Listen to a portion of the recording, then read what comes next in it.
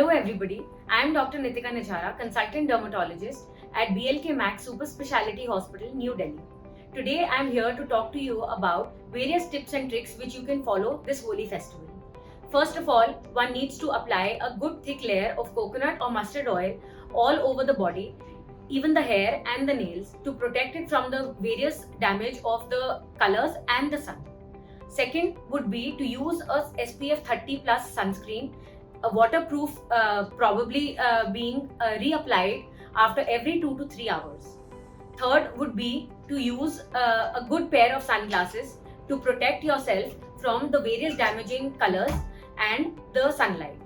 Fourth tip would be to use a thick layer of nail paint, preferably a dark color, to protect the nail bed.